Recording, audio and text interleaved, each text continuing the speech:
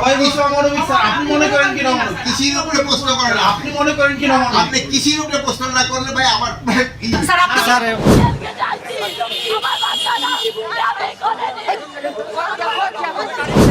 নবজাতক সন্তানকে হত্যা করে আত্মহত্যা করে সাদ্দাম কারাগারে। তাকে একদিনের জন্য বের করে আনবে এমন কোন নেতা ছিল না। তাকে প্যারোলে বের করে নাই। তার স্ত্রী এবং সন্তানের মৃতদেহ কারাগারে গিয়ে সে 5 মিনিটের জন্য দেখতে পেরেছে। আমার বোনের বিচারক কিভাবে মৃত্যু হলো? ছেলে কেন আটকে রাখতে তারে? তার স্ত্রী কষ্ট সহ্য করতে না যশোরের জেলার স্যারকে আমরা ফোন দিছি, জেলা প্রশাসকের বন্ধ ছিল। আমরা জেলা প্রশাসকের আমার এক আত্মীয় পাঠাইছিলাম, তারা বলেছে যে সেই যশোর জেলা প্রশাসকের ওইখান থেকে বলা হয়েছে যে আমরা এখান থেকে কিছু করতে পারবো না। এটা হচ্ছে বাগেরহাটের মামলা। বাগেরহাটের মামলায় আপনি যশোরের মামলাও তো আমরা কিছু করতে পারতাম। তবে আমি সত্য উদ্ঘাটন হোক প্রশাসনের মাধ্যমে, এটা আমার জানা দরকার আছে যে আমার বোন এ ঘটনা ঘটাতে পারে না। মা ছেলের মরদেহ উদ্ধারের ঘটনায় বাগেরহাট সদর থানায় একটি অপমৃত্যুর মামলা হয়েছে।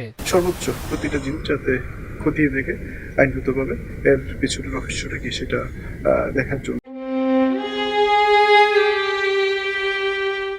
সাদ্দাম নিজে কাঁদলেন আর সবাইকে কাঁদিয়ে দিলেন। বাংলাদেশের ইতিহাসে এমন হৃদয়বিদারক মাছেলের মৃত্যু খুব কমই দেখা গেছে, যা দেশ বিদেশের মানুষকে অজান্তেই অশ্রুসিক্ত করে দিয়েছে। বাগেরহাট জেলার ছাত্রলীগ সভাপতি জুয়েল হাসান সাদ্দামের এই করুণ পরিণতি নিয়ে এবার মুখ খুলেছেন ব্যারিস্টার রুমিন ফারহানা। তার বক্তব্যে ফুটে উঠেছে গভীর মানবিকতা আর রাজনৈতিক কর্মীদের প্রতি সহানুভূতি। তো চলুন দর্শক, ভিডিওতে বিস্তারিত জেনে নিই পুরো ঘটনা এবং রুমিন ফারহানার মন্তব্য। সকালে সাবেকডাঙ্গা গ্রামে পারিবারিক কবরস্থানে দাফন করা হলো মা ও ছেলেকে। স্বজন হারানোর শোকে স্তব্ধ পরিবার। নিহত স্বর্ণালীর পরিবারের সদস্যদের সান্ত্বনা দিতে আসেন স্বজন সহ স্থানীয়রা।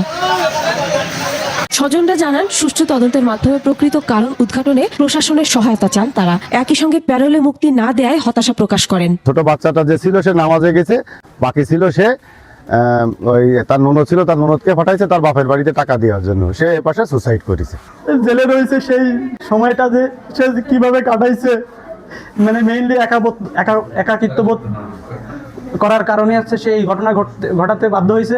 অন্যদিকে সামাজিক যোগাযোগ মাধ্যমে বিভিন্ন জনের দেয়া নানা বিভ্রান্তিকর তথ্য নিয়ে কথা বলেছে সাদ্দাম ও স্বর্ণালীর পরিবারের সদস্যরা। তারা জানিয়েছেন, দুই পরিবারের সাথে সম্পর্ক অনেক ভালো ছিল, তবে সম্প্রতি সম্পর্কের কিছুটা অবনতি হয়। সাদ্দাম জেলে থাকলেও তার পরিবারের কোনো অভাব ছিল না বলে জানিয়েছে সাদ্দামের স্বজনরা।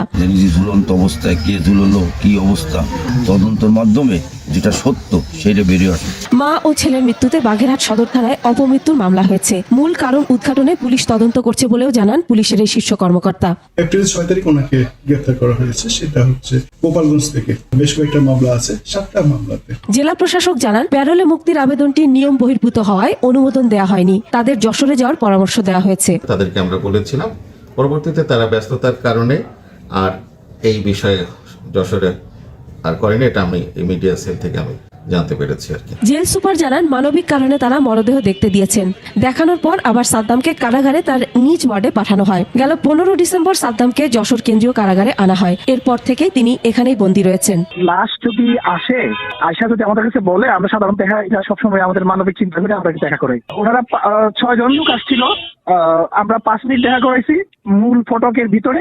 এদিকে রোববার সকালে কারাবন্দী রাসেলের প্যারোলে মুক্তির আবেদন নিয়ে বিতর্কের সৃষ্টি হয়। যশোর জেলা প্রশাসন গণমাধ্যমে একটা বিবৃতি দিয়েছে। আমাদের পক্ষ থেকে আমরা কোনো ধরনের ফর্মাল আবেদন পাই নাই। মৌখিক আবেদনের প্রেক্ষিতেই মানবিক দিক বিবেচনা করে কারাফটকে ত্যাগ করার ব্যবস্থা করা হয়েছে। শুক্রবার দুপুরে বাগেরহাটে নিজ বাড়ি থেকে কানিজ সুবর্ণার স্বর্ণালীর ঝুলন্ত মরদেহ উদ্ধার করে পুলিশ। তার পাশেই পড়েছিল 9 মাস বয়সের ছেলে নাজিমের নিথর দেহ। সাদ্দামের কথা আপনারা ইতিমধ্যেই গণমাধ্যমে দেখেছেন। সাদ্দাম হোসেন ছাত্রলীগের একজন কর্মী ছিল। তার স্ত্রী নবজাতক সন্তানকে হত্যা করে আত্মহত্যা করে সাদ্দাম কারাগারে। তাকে একদিনের জন্য বের করে আনবে এমন কোন নেতা ছিল না। তাকে প্যারোলে বের করে নাই। তার স্ত্রী এবং সন্তানের মৃতদেহ কারাগারে গিয়ে সে 5 মিনিটের জন্য দেখতে পেরেছে। যাদের পেছনে সাদ্দামের মতো কর্মীরা গত 15 বছর রাজনীতি করেছে, যাদেরকে সাদ্দামের মতো কর্মীরা নেতা বানিয়েছে তারা কিন্তু সাদ্দামের পরিবারের খবর নেয় নাই। সাদ্দাম হয়তো ছাত্রলীগ করত, কিন্তু ছাত্র দলেও তো এমন কর্মী ছিল 15 বছর। যেই নেতা কর্মীর পরিবারের খবর রাখে না, যেই নেতাকে নেতা বানাইতে গিয়ে কর্মীর দিন শেষে কারাগারে জায়গা হয়, যেই নেতাকে নেতা বানাইতে গিয়ে কর্মীর স্ত্রী সন্তানকে বিষ খেয়ে মরতে হয়, আপনারা কি সেই রকম নেতা চান? গত 15 বছর কুতুব, বড় বড় কুতুব বিএনপি মোবাইল টেলিফোন বন্ধ, নম্বর বিদেশি, কর্মীরা সেই নম্বর জানে না। ঠিক কি ঠিক না? কাকে পাইছিলেন তখন? আমাকে পাইছিলেন। নেতা বাছার সময়ও সাবধানে বাইছেন। ভাইরা আমার, সাদ্দামের পরিণতি যেন বাংলাদেশে কোন দলের কোন কর্মীর কপালে না ঘটে। সবাই বলছে অমানবিক স্যার, আপনি মনে করেন কি না অমানবিক? কৃষির উপরে প্রশ্ন করেন, আপনি মনে করেন কি না অমানবিক? আপনি কৃষির উপরে প্রশ্ন না করলে ভাই আমার নিশ্চয় দেখেছেন যশোরে একটা মৃত বাচ্চা, তার স্যার স্যার প্রশ্ন নিতে হবে স্যার। স্যার আপনি স্বরাষ্ট্র স্যার, আপনি স্বরাষ্ট্র স্যার, আপনি স্যার স্বরাষ্ট্র স্যার। একটা মৃত বাচ্চা স্যার, একটা মৃত বাচ্চা। আমি কৃষি ছাড়া আমি কৃষি ছাড়া বলবো স্যার আপনি তো স্যার স্বরাষ্ট্র স্যার, আপনি আছেন স্বরাষ্ট্রে আছেন স্যার আপনি। কৃষি, আপনারা কৃষির উপরে জিজ্ঞেস করেন, যেহেতু কৃষির এইগুলি কৃষকদের সমস্যাগুলি কিন্তু আপনারা বলেন না, এই জন্য হলো সমস্যা। এটা স্যার হেডলাইন করবেন, আমার স্যার স্যার আপনি স্বরাষ্ট্র উপদেষ্টা স্যার বটে স্যার। আপনি প্রসেস করতে হবে স্বরাষ্ট্রের আমার বক্তব্য আমি কিন্তু সবসময় আপনার ঠিক আছে স্যার, এটা নিয়ে স্যার একটু বলেন স্যার। এটা স্যার চরম ভাইরাল হয়েছে স্যার। ছাত্রলীগের বা আওয়ামী লীগের কারো জামিন দেওয়ার ক্ষেত্রে এটা নিয়েও তোলপাড় হয়ে গেছে। ছাত্রলীগ আওয়ামী লীগের ভিতরে জামিন দেওয়া নাই, ক্রিমিনালদের জামিন দেওয়ার ভিতরে, ক্রিমিনালদের জামিন দেওয়ার বিরুদ্ধে বলেন স্যার। কৃষির উপরে প্রশ্ন করেন স্যার স্যার স্যার একটু বলি স্যার। কৃষির উপরে প্রশ্ন করেন। সবাই বলছে অমানবিক স্যার, আপনি মনে করেন কি না অমানবিক? কৃষির উপরে প্রশ্ন করেন, আপনি মনে করেন কি না অমানবিক? আপনি কৃষির উপরে প্রশ্ন না করলে ভাই আমার স্যার স্যার আপনি মনে করেন কি স্যার?